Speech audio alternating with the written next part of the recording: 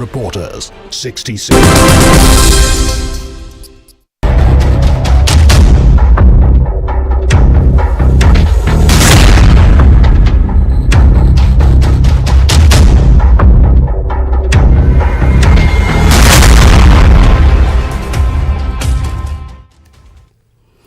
नाज़रीन आदाब, न्यूज़ 18 उर्दू में आपका इस्तकबाल है। मैं हूं मोहम्मद विसाल आजम और आप देख रहे हैं खबर खास। जी हां, सबसे अहम खबर और खास खबर यही है कि 20 सालों की जद्दोजहद के बाद और 20 सालों तक तालिबान का जो कहना है कि जो गैर मुल्की ताकतें थी उनके साथ लड़ते लड़ते आखिरकार हमने अपने मुल्क को आज़ाद कराया, यह तालिबान का कहना है।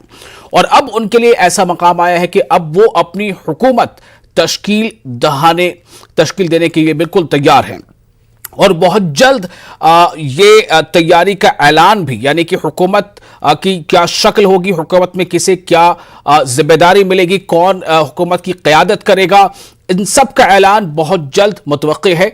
लेकिन सबसे अहम बात यह है कि 15 अगस्त को जिस तरह से तालिबान ने काबुल में अपनी दस्तक दी थी और उसके बाद तमाम चीज़ों को अपने कंट्रोल में ले लिया था, सवाल इस बात को लेकर उठ रहे हैं कि क्या वाकई तालिबानियों के आपस में हुकूमत की तश्कील को लेकर कुछ रसाकशी चल रही है? क्या वाकई पंजसी वादी में जो मज़ाहमत का सामना करना पड़ रहा है तालिबान को, क्या उसने एक तरह से तालिबान को कदम आगे बढ़ाने से रोक रखा है?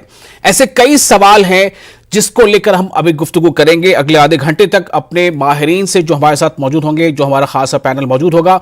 और सबसे अहम इस बात को लेकर बात होगी कि जब अब इस मकाम तक तालिबान पहुंच चुका है कि वो हुकूमत की तश्कील देने जा रहा है, ऐसे में उसकी हुकूमत को कौन कौन से मुल्क ऐसे हैं जो मानने के लिए तैयार हैं, कौन कौन सी दुनिया के ऐसे ममालिक हैं जो तालिबान की हुकूमत को मंजूरी देने के लिए या मानने के लिए तैयार है, या तालिबान से बातचीत करने के लिए तैयार हैं, या फिर यह कि तालिबान का खुद का मौकफ क्या है दुनिया के तमाम दीगर ममालिक को लेकर। अगले आधे घंटे तक इसी पर बातचीत।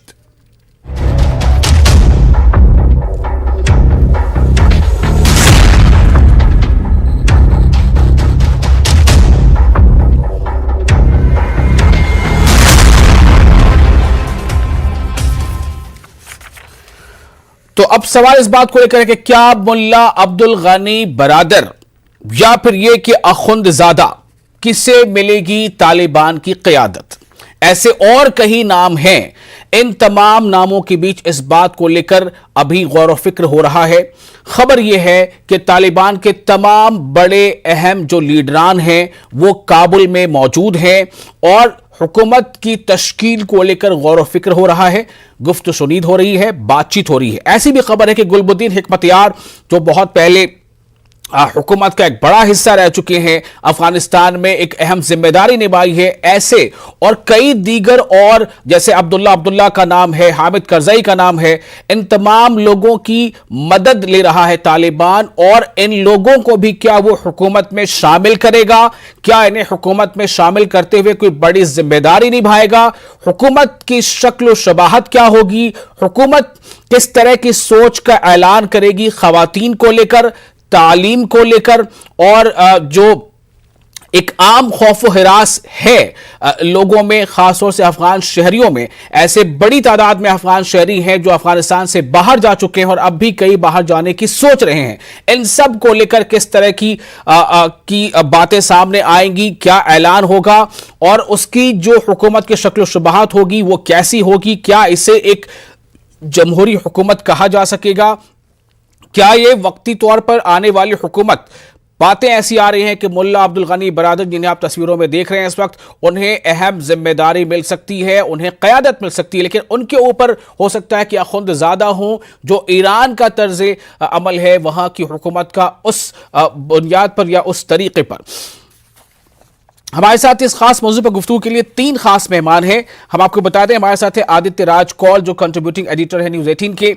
हमारे साथ हैं प्रोफेसर अखलाक आहान, जो फॉरेन एक्सपर्ट हैं, JNU से हैं, और प्रोफेसर परीक्षित सिंह मनहास, एक्सपर्ट हैं इंटरनेशनल अफेयर्स के जो आलमी उमूर होते हैं उनके, आप तमाम लोगों का बहुत बहुत इस्तकबाल है। सबसे पहले मैं आदित्य आपके पास आना चाहूँगा कि क्या इस वक्त जानकारी मिल पा रही है और कित हद तक तैयारी कर चुके हैं तालिबान हुकूमत साजी के लिए, या फिर अगर हर्डल्स हैं तो क्या हैं?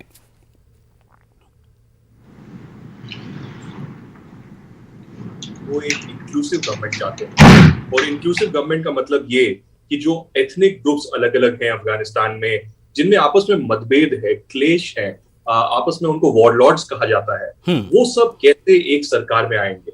अशरफ गनी के लिए भी बहुत बड़ा मुश्किल का सामना था ये, हामिद करजाई के लिए भी था। तो अब तालिबान को, जिनको एक डेमोक्रेटिक मैंडेट लोगों ने अभी तक नहीं दिया, वो सबको लेके कैसे जाएंगे, माइनॉरिटीज को लेके कैसे जाएंगे, औरतों को लेके कैसे जाएंगे, क्योंकि अब तो उन्होंने कह दिया है कि औरतों को मिनिस्ट्रियल पोर्टफोलियो नहीं दिया जाएगा, लेकिन सरकार में निचले स्तर पर औरतों को रखा जाएगा। साथ ही जो सुनने में आ रहा है कि शुक्रवार को यानी कि जुमा को होने वाला था सरकार का ऐलान, लेकिन वो अब नहीं होगा, हो सकता है कल या परसों तक ऐलान हो।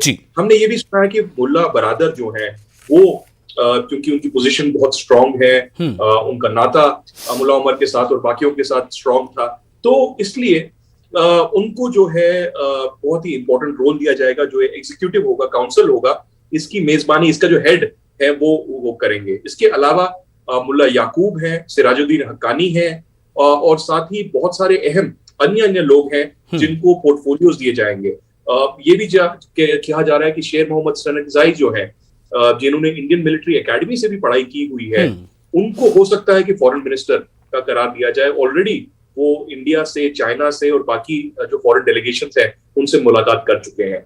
तो ये अभी बन रहा है, लेकिन बहुत ही मुश्किल होगा, इतना आसान नहीं होगा, क्योंकि तालिबान 20 साल के बाद हुकूमत में आया है, उनको सबको साथ में लेके जाना है, इकोनॉमिक रिकवरी भी करनी है, और साथ में अपनी इमेज पर भी काम करना है, जो कि अभी भी बहुत खराब है। आज भी जो वीडियोस वहां से आ रहे हैं काबुल से, उसमें यही बताया जा रहा है कि एक तो पंजीर घाटी में लड़ाई चल रही है, पंजीर में नॉर्दर्न अलायंस के साथ, दूसरा औरतों के जो वहां पर एडवर्टीजमेंट है उन पर जो है काट लगाई जा रही है या व्हाइट वॉश किया जा रहा है, बहुत सारा अभी भी भेदभाव हो रहा है, लोगों को मारा भी जा रहा है। तो कैसे ये सरकार आगे चलाएंगे, हुकूमत आगे चलाएंगे, ये विशेष रूप से देखने की जरूरत है। सरकार जब ऑफिशियली, हो सकता है अगले 24 से 48 घंटे में अनाउंस हो जाती है, उसके बाद।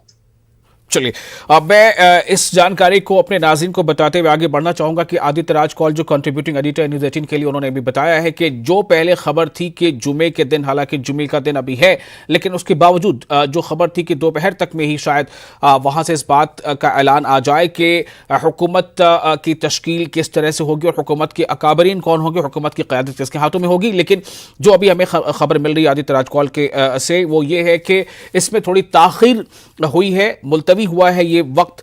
ये क्यों हुआ है, इसके पीछे क्या वजह हो सकती है, और जिस तरह से उन्होंने पहले ऐलान किया था कि अमारत इस्लामी का जो है कि इसकी एक शनाख्त होगी। मैं आना चाहूंगा प्रोफेसर अखलाक खान साहब के पास। अखलाक साहब, दो बातें हैं, एक तो ये कि 15 अगस्त में तालिबान जो वो काबुल पहुंच जाता है, अगस्त का महीना अब ख़त्म हो चुका है, सितंबर 3 की तारीख है, और ये जो एक ख़बर पहले आई थी, पुख्ता तौर पर ख़बर लग रहा था कि वो हुकूमत की तश्कील का ऐलान कर देंगे, इस ताख़ीर को आप कैसे देखते हैं, और क्या ऐसे चैलेंजेस बड़े हैं तालिबान के सामने जिसको लेकर लग रहा है कि हुकूमत की तश्कील उनके लिए एक कांटों भरा ताज है? कि बावजूद इसके कि इन्होंने पिछली बार 4-5 साल हुकूमत की थी और इनका एक अपना कॉन्स्टिट्यूशन भी था जी, और इनका अपना एक वर्ल्ड व्यू है, और जैसा कि आप जानते हैं दुनिया भर में 57 मुस्लिम ममालिक हैं। वैसे तो सारे ही ममालिक मुस्लिम जो है वो खुद को इस्लामी या इस तरह की का जो टर्म यूज करते हैं, लेकिन 2 ममालिक ऐसे हैं जो कहते हैं कि हम शरीयत का हमने निफाज किया है। एक तो सऊदी अरेबिया है और एक ईरान है। अब तीसरा मुल्क ये है तालिबान की रहनुमाई में कि ये मुद्दई हैं कि ये शरई निज़ाम कायम करने वाले हैं। तो अब ये एक चीज़ ये है, दूसरी चीज़ ये है कि ये खुद सुहेल शाहीन ने कहा कि हमारी जो मौजूदा हुकूमत होगी जी वो पिछली हुकूमत से मुख्तलिफ होगी, इसकी पॉलिसीज मुख्तलिफ होंगी, और जो बहुत सारी चीज़ें हम देख भी रहे हैं कि वो कह रहे हैं कि हमने सबको माफ़ कर दिया और औरतों को ऑफिसेज में जाने की इजाज़त है और बाकी जगहों पे वो जा सकती हैं। सिर्फ हाँ क्लियर उन्होंने ये किया है कि वो वजारत का हिस्सा नहीं हो सकती। तीसरी चीज तो उनको जो है एक पूरा फॉर्म बनाना है। इस फॉर्म में वो हुकूमत किस तरह की होगी, कुछ लोग कह रहे हैं कि ईरान के तरीके पे होगी कि एक रहबर होंगे और एक सदर होंगे, लेकिन और एक उनका गार्जियंस काउंसिल है, लेकिन इनका उनसे भी थोड़ा इंस्पायर्ड भी होगा और थोड़ा अलग भी होगा, क्योंकि इनके यहाँ जिरगे का निज़ाम रहा है जो पिछली हुकूमतों में भी रहा है, शाही दौर में भी रहा है।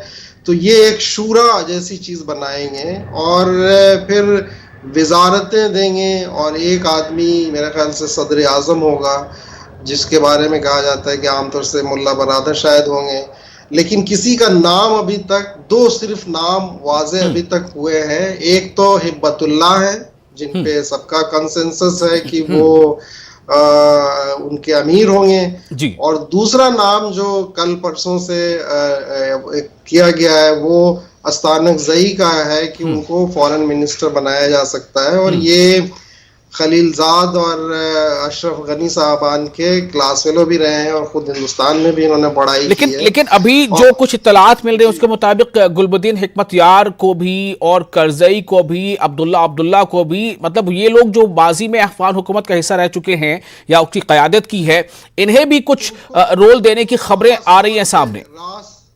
रास तौर पे ये हुकूमत का हिस्सा नहीं होंगे। मुमकिन है कि इनको कोई मुशावरती कमेटी बनाए, उसमें इनको शामिल करेंगे, ठीक है, क्योंकि जाहिर है जो अब्दुल्ला और अशरफ और ये करजई साहब और दूसरे जो हजरात हैं, इनका बिल्कुल तस्वुर हुकूमत जो है वो मुख्तलिफ रहा है, ठीक है जी। तो उनको सिर्फ एक ऐसे पुल के तौर पे उनको रखेंगे जो नेगोशिएट करने में इनको मदद कर सकते हैं, नेगोशिएशन में मदद करे, चाहे अब दूसरे ममालिक के साथ या फिर जो उनके अपने कबायली हैं या जो अलग अलग जो ग्रुप है लोगों का उनके साथ। हमारे साथ प्रोफेसर परीक्षित सेन मनहास भी हैं।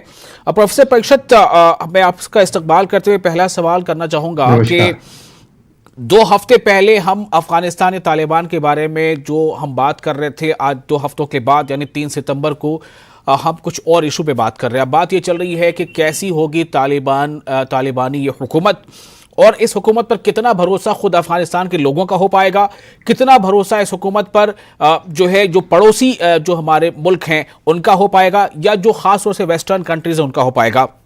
मैं आपसे जानना चाहता हूं कि ये क्या आपको भी लग रहा है कि जो डिले है, ये जो डिले है गवर्नमेंट फॉर्मेशन में, ये एक रियल एक वजह है जो बता रहा है कि सब कुछ इतना आसान नहीं है? देखिए, सबसे पहले तो नमस्कार। मैं ये बिल्कुल अभी जो जाहिर हो रहा है, जिस तरह से अभी खबरें चल रही हैं और जिस तरह से रिपोर्ट्स आ रही हैं और जो हम देख रहे हैं, 2 हफ्तों में तालिबान तकरीबन अपना कंट्रोल अफगानिस्तान पे बनाने में कामयाब हो गया हुआ। पंजशीर को अगर छोड़ दें तो जी, हाँ, अगर पंजशीर को छोड़ दे, बिल्कुल वहां 2 दिन से लड़ाई चल रही है और अभी उसमें जो खबरें आ रही हैं, अलकायदा भी तालिबान के साथ शाना बशाना वहां पे लड़ाई लड़ रहा है, तो वो भी एक अलग पहलू है जिसके ऊपर अभी हम डिस्कस करेंगे। पर पहले जो आपका क्वेश्चन था कि कितना यकीन उनकी अपने लोग, दुनिया, देश उन पे करेगा और तालिबान की सरकार पे, देखिए मेरे को सबसे बड़ा प्रॉब्लम जो तालिबान के लिए लग रहा है वो रहेगा उनका आउटरीच प्रोग्राम। उनका आउटरीच प्रोग्राम अपने लोगों की तरफ कैसा रहेगा, दुनिया की तरफ कैसा रहेगा, और कुछ जो सपोर्टिंग देश हैं जैसे चाइना, पाकिस्तान और यूएई, ईरान, इनकी तरफ कैसा रहेगा, रशिया कुछ हद तक, तो इनकी तरफ कैसा रहेगा उनका। तो उनको एक full proof outreach strategy build up करनी है।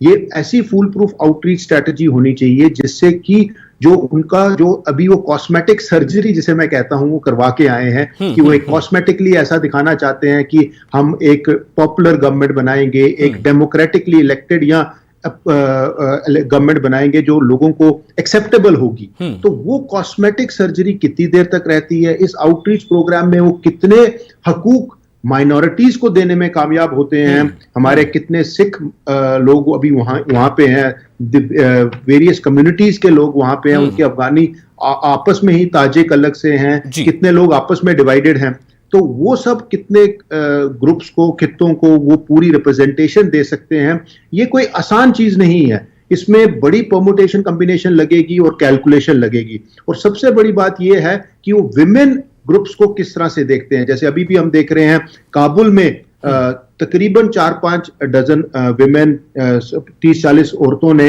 एक प्रदर्शन भी किया, उन लोगों ने भी प्रदर्शन किया है, काबुल पैलेस की तरफ भी वो गए हैं, प्रेसिडेंशियल पैलेस की तरफ भी गए हैं प्रोटेस्टर्स।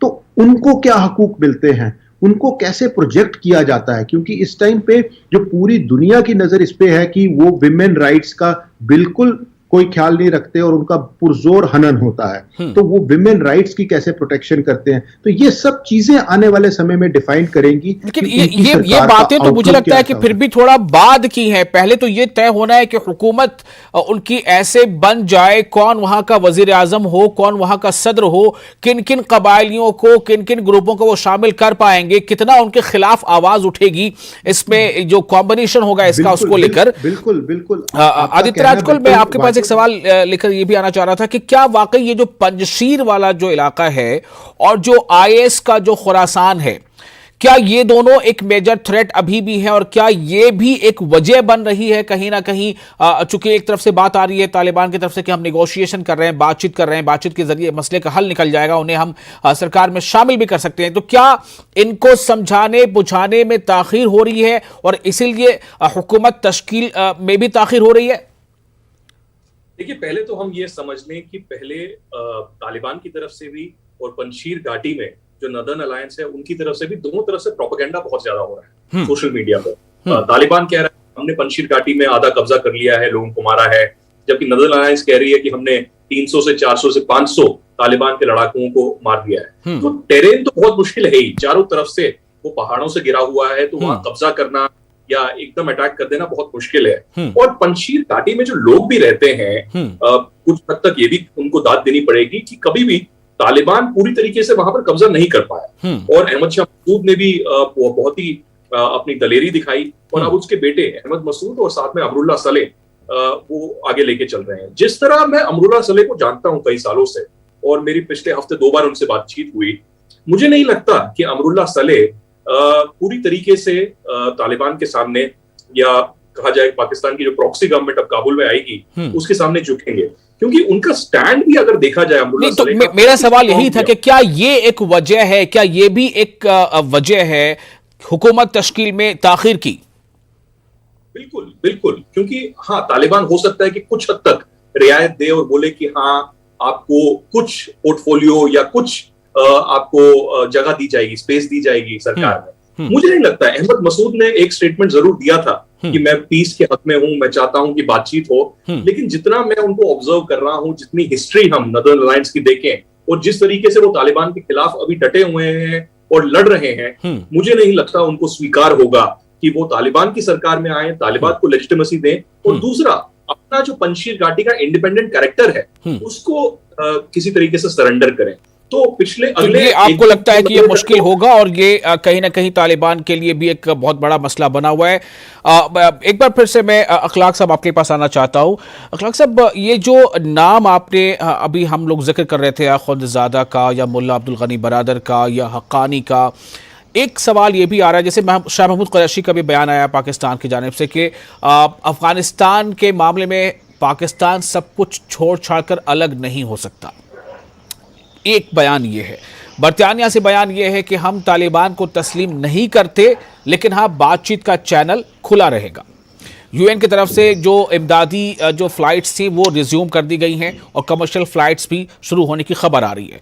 इन तमाम हालात के बीच हिंदुस्तान का मौक़िफ़ क्या है, और जो नाम अभी सामने आ रहे हैं कि ये लोग लीड कर सकते हैं हुकूमत को, चाहे वो सिराजुद्दीन हक्कानी का नाम आ रहा हो या खुंदजादा का नाम आ रहा हो, मुल्ला अब्दुल गनी बरादर का नाम आ रहा हो, या गुलबदीन हकमतयार को भी कोई जिम्मेदारी बड़ी दी जा सकती है, उनका नाम आ रहा हो, इन तमाम चेहरों को देखकर क्या लगता है कि हिंदुस्तान का जो मौक़िफ़ है, चूँकि एक खबर बीच में इस तरह की आई है कि कश्मीर के हवाले से भी तालिबान का जो मौक़िफ़ वो सामने आया है?